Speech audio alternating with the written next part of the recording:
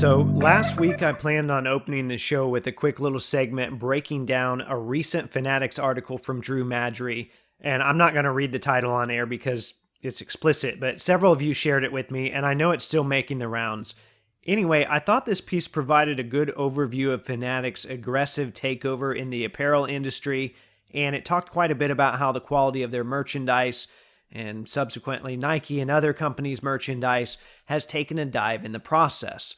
There was even a mention of them purchasing Topps and how some of that might trickle into the card world as well. So like I said, talking about that article, that was the plan, but I ended up scratching that segment at the 11th hour. I thought it might be a little repetitive. Granted, it's something that concerns me quite a bit right now, but I don't want to say the same things to you guys week after week.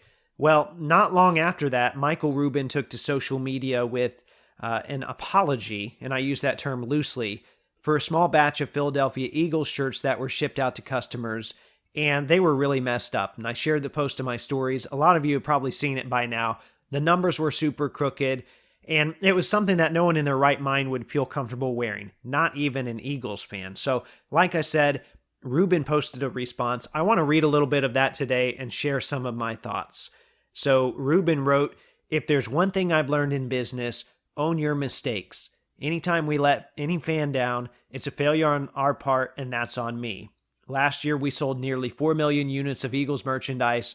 That's just Eagles products, which shows Philly fans truly are the greatest. That said, I let some of you down, and I apologize.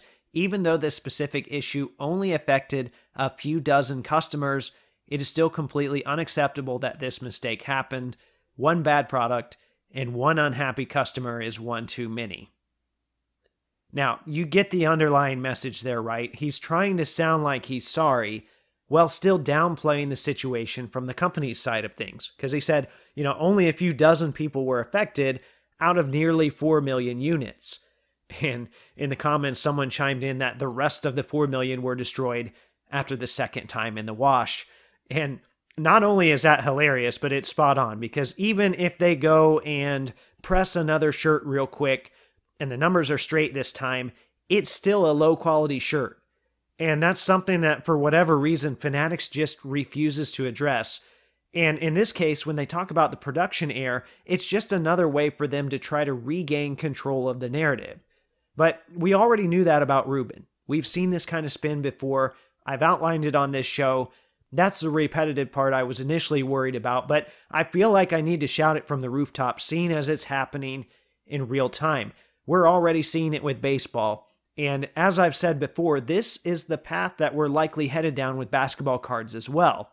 So, as card people, when someone like Rubin posts something like this, we need to be all over this comment section pushing back and calling things as they are, which a lot of people did. If you look in there, Fanatic got trashed, and rightfully so. There were, however, some pro-Rubin comments or pro-Fanatics comments from people that have a substantial following in the card world. I think one of them's even been identified as a hobby ambassador, which I don't even really know what that means, because patting Rubin on the back here probably isn't helping the hobby in the long run. So this comment section was very telling to me. If you're a hobby account and you have any sort of influence, I would hope you chime in for the greater good. And for that matter, even if you feel like you don't have any influence in the grand scheme of things, I hope you still chime in anyway.